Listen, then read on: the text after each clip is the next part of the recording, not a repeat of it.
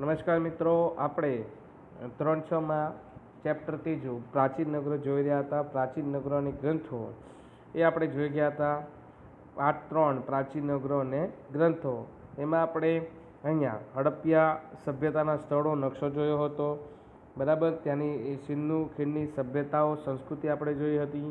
એના પછી આપણે હડપ્પાની સભ્યતાની મુખ્ય વિષયમાં મકાન વ્યવસ્થા પણ હતી, ગટર વ્યવસ્થા પણ આપણે જોઈ. પછી લોથલ પણ જોયું, લોથલનો ધક્કો આપણે જોયો હતો.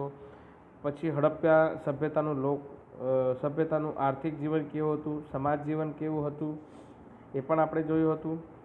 એના પછી રમકડા આપણે છેલ્લે જોઈ રહ્યા હતા. હવે આપણે જોવાના છે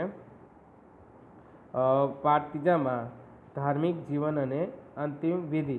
જો મિત્રો એના પહેલેની વાત કરું તો આ પેરેગ્રાફથી આપણે શરૂઆત કરીએ છીએ.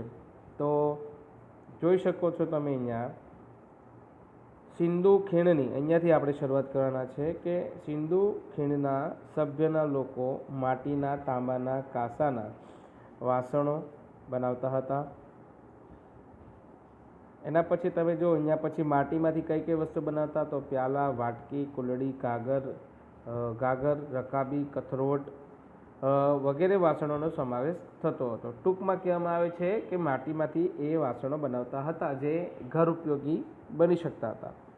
પછી સિંધુ ખીણની સભ્યતાના લોકો પોતાના બાળકો માટે વિવિધ પ્રકારના રમકડાઓ જોયા હતા, બનાવ્યા હતા. જેમાં આપણે જોઈ શકીએ તો પંખી આકારનો સિસોટીઓ, ઘૂઘરા, ગાડા, લખોટી, પશુ, પંખી અને સ્ત્રી પુરુષની આકારના રમકડાનો સમાવેશ થાય છે. એ જ રીતે જોઈએ તો પ્રજાની સર્જન શક્તિ અને કલા કારીગરી એમના રમકડામાં વ્યક્ત થાય છે. અને માથું હલાવતા પ્રાણી અને ઝાડ પર ચડતા વાનરની કરામત દર્શાવતા રમકડા પણ જોવા મળે છે. તમે જોઈ શકો છો અહીંયા આ જો એક રમકડાનું ચિત્ર પણ આપેલું છે. હવે આપણે જોવાના છે તો ધાર્મિક જીવન અને અંતિમ વિધિ. જો મિત્રો હડપ્પા સભ્યતાના ધાર્મિક જીવન વિશે આપણે મૂર્તિ અને મુદ્રાઓથી માહિતી મળે છે. બરાબર છે, અહીંયા ધાર્મિક જીવનમાં આપણને જો કદાચ ખ્યાલ આવતો હોય તો મૂર્તિઓ અને મુદ્રાઓથી.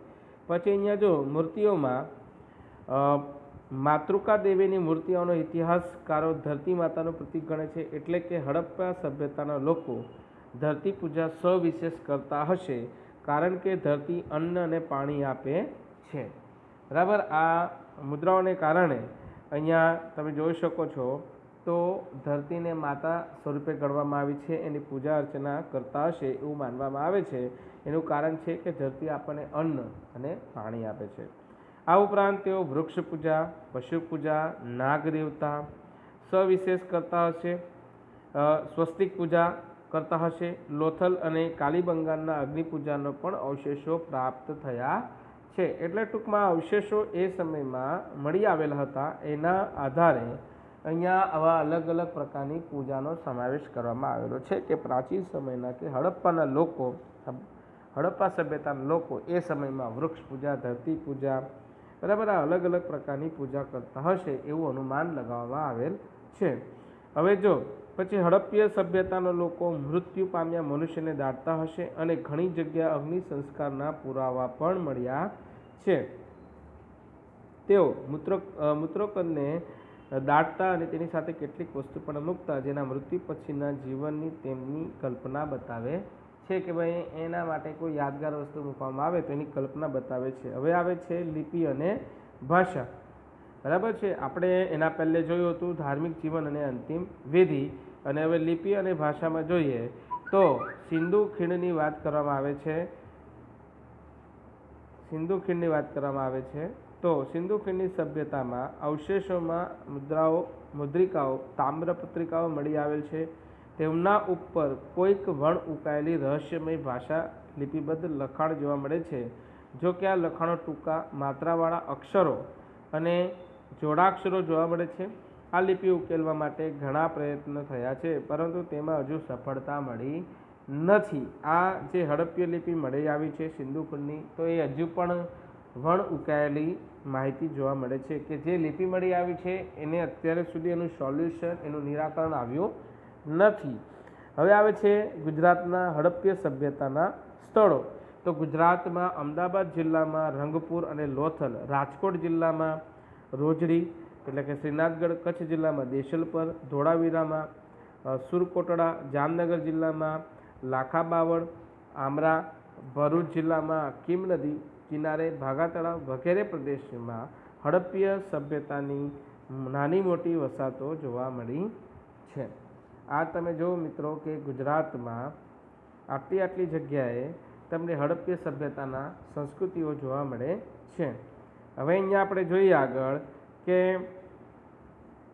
હડપ્પીય સભ્યતાનો અંત. ઇતિહાસકારો હવે આ અંત કઈ રીતે આવ્યો હડપ્પીય સભ્યતાનો એ જોઈએ તો ઇતિહાસકારો ધરતીકંપ, પૂર, રોગચાળો કે બાહ્ય આક્રમણના કારણે આ સભ્યતાનો અંત આવ્યો હશે તેવું માને છે. જો કે આજે ઇતિહાસકારો માટે પણ તે અંત સંશોધનનો વિષય રહ્યો છે. બરાબર છે. હજુ અહીંયા પરફેક્ટ ખબર પડી નથી કે આનું સંશોધનનો વિષય રહ્યો છે કે એનો અંત કઈ રીતે થયો છે. એને માનવામાં આવે છે કે ભાઈ ધરતીકંપ, રોગચાળો, બાહ્ય આક્રમણને કારણે હડપ્પીય સભ્યતાનો અંત આવ્યો છે, પણ એ આજે પણ એક સંશોધનનો વિષય રહ્યો છે. હવે આપણા પ્રાચીન ગ્રંથો તો એમાં જોઈએ આપણને ખબર છે 4 ગ્રંથો આપણા હોય છે. એમાં સૌથી પ્રાચીન મહત્વનો જે ગ્રંથ કહેવાય તે ઋગ્વેદ છે. તો ઋગ્વેદ અને તેનું અધ્યયન, વેદ કેટલા છે તો 4. તો કયા કયા તો અહીંયા તમે જોઈ શકો છો ઋગ્વેદ, યજુર્વેદ, સામવેદ ને અથર્વવેદ. ઋગ્વેદ એ આપણા ગ્રંથોમાં બરાબર છે આપણા પ્રાચીનતમ ગ્રંથોમાં એક છે, જેમાં 10 મંડળોમાં 1028 પ્રાર્થનાઓ છે જેને સૂક્ત કહે છે તેનો સમાવેશ થાય છે. પછી ઋગ્વેદ એ પ્રાચીન જ્ઞાનનો ભંડાર છે. તે પ્રાચીન સંસ્કૃત કે વૈદિક સંસ્કૃત ભાષામાં લખાયેલ છે. ઋગ્વેદના માધ્યમથી આર્યોના રાજકીય, સામાજિક, આર્થિક અને ધાર્મિક જીવનનો પરિચય મળે છે. ઇતિહાસકારક, પુરાતત્વવિદ ઇતિહાસ જાણવા માટે પ્રાચીન અવશેષોની સાથે ઋગ્વેદનો અભ્યાસ પણ કરે છે. ઋગ્વેદના કેટલાક સૂક્તો સંવાદ સ્વરૂપે પણ છે. બરાબર, સંવાદ સ્વરૂપે પણ જોવા મળે છે. પછી અહીંયા તમને ઋગ્વેદમાં પ્રજાકીય ઉલ્લેખના જોવા મળે છે.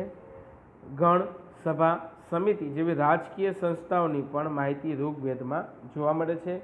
સભા સમિતિની સરખામણીની નાની સંસ્થા હતી અને તેમાં રાજ્યના મુખ્ય આગેવાનો બેસતા હતા. પછી અને રાજ્યના અગત્યના પ્રશ્નની ચર્ચા થતી હતી. સભા સમિતિ એટલે કે અમુક વ્યક્તિઓનું ટોળું કે કોઈ પ્રશ્નનું નિરાકરણ માટે, જેમ ગ્રામસભા, જેમ ગ્રામ પંચાયત હોય છે, જેમ નગરપાલિકા, મહાનગરપાલિકા હોય છે, તો એ સમયમાં પ્રાચીન સમયમાં આવી સભા સમિતિને કારણે અગત્યની પ્રશ્નોત્તરી થતી, પ્રશ્નોના ચર્ચા થતી અને એનો ન્યાય થતો હતો. બરાબર છે. નાની સંસ્થા હતી, તેના રાજ્યના મુખ્ય આગેવાનો બેસતા, રાજ્યના અગત્યના પ્રશ્નોની ચર્ચા થતી અને ન્યાય પણ અપાતો. સમિતિ વિસ્તૃત સંસ્થા હતી. એ રાજાની ચૂંટણી કરતી, રાજાને મદદ કરવા સેના અધ્યક્ષ, પુરોહિતની નિમણૂક કરતી. પુરોહિત એક પદનું નામ છે. રાજાનું એક કાર્ય ગવેષણા પણ હતું, અલગ પ્રકારનું હતું. એ ગવેષણા એટલે કે યુદ્ધ. ઋગ્વેદમાં રાવી નદી કિનારે 10 રાજા વચ્ચે થયેલા યુદ્ધનો ઉલ્લેખ પણ પ્રાપ્ત થાય છે. પછી અહીંયા જોઈ શકીએ તો ઋગ્વેદમાં આર્ય સામાજિક જીવન વિશે માહિતી મળે છે. સામાજિકનું એક કુટુંબ હતું અને તેને પિતૃપ્રધાન અને સંયુક્ત કુટુંબ વ્યવસ્થા હતી. સમાજમાં વર્ણ અને જ્ઞાતિઓમાં વહેંચાયેલું ન હતો, એટલે સમાજ સૌ સમાન હતા. કોઈ ઊંચ નીચ ભેદભાવ ન હતા. સ્ત્રીઓનું સમાજમાં ઊંચું સ્થાન તથા સ્ત્રી સ્વાતંત્ર્ય હતું અને સ્ત્રીઓને સધર્મચારિણી ગણવામાં આવતી હતી અને યજ્ઞમાં તેમની હાજરી આવશ્યક ગણાતી. તેનો અભ્યાસ પણ કરી શકતી. તેમાં અપાલા, લોપમુદ્રા, બરાબર છે, ઘોષા જેવી વિદુષીઓ સ્ત્રીઓ તો ઋગ્વેદની ઋચાઓને પણ રચી છે અને કન્યા પુખ્ત ઉંમરની થાય ત્યારે જ લગ્ન થતા હતા. આ બધી બાબત ઋગ્વેદમાં ગણવામાં આવે છે, ઋગ્વેદમાં ઉલ્લેખવામાં આવી છે. પછી ઋગ્વેદમાં ઇન્દ્ર, વરુણ, અગ્નિ, સૂર્ય વગેરેનો ઉલ્લેખ જોવા મળે છે. સવારની દેવી ઉષા અને સાંજની દેવી અદિતિનો પણ ઉલ્લેખ થાય છે. ઋગ્વેદમાં ગાયની, ઘોડાની અને બળદની ચર્ચા પણ ઘણી જગ્યાએ થઈ છે. ઋગ્વેદમાં અન્ય પશુઓની સરખામણીમાં ઘોડાનો સૌથી વધુ ઉલ્લેખ આવે છે, જે તેમના જીવનમાં પશુપાલનનું મહત્વ સૂચવે છે. પશુઓ માટે યુદ્ધ કરવું એ કબીલાઈ જીવન જીવતા લોકો માટે સામાન્ય હતું. અને સંપત્તિમાં મુખ્યત્વે પશુની સંખ્યા પર આધાર રાખતા હતા અને પશુપાલન સામૂહિક રીતે હતું. ઋગ્વેદકાલીન અર્થવ્યવસ્થાના પ્રારંભિક ચરણમાં કૃષિ એટલે કે ખેતી ગૌણ ગણાતી હતી. બરાબર, અલગ પ્રકારની ખેતી ગણાતી હતી. આ રીતે ઋગ્વેદમાં કઈ કઈ બાબતનો ઉલ્લેખ થયો છે એની વાત કરવામાં આવી છે. ઋગ્વેદ અને તેનું અધ્યયન. બરાબર છે. અહીંયા આર્યની વાત કરવામાં આવી છે, અલગ અલગ પ્રકારની વાત કરવામાં આવી છે, સામાજિક જીવન વિશેની વાત કરવામાં આવી છે. બરાબર છે. અહીંયા ઇન્દ્ર, વરુણ, અગ્નિ, સૂર્યના અને સવાર સાંજના ઉલ્લેખ થયો છે. બરાબર, આ બધી છે. બળદની, પશુઓની ચર્ચા કરવામાં આવી છે. સ્ત્રીઓનું સન્માનની વાત કરવામાં આવી છે. આ બધી માહિતી આ ઋગ્વેદના અધ્યયનમાં આપેલી છે. તો નમસ્કાર મિત્રો, હવે આપણે આ પાઠ પૂર્ણ થાય છે. આવતા તાસમાં આપણે હવે ચોથો પાઠનું શરૂઆત કરીશું. Okay, thank you.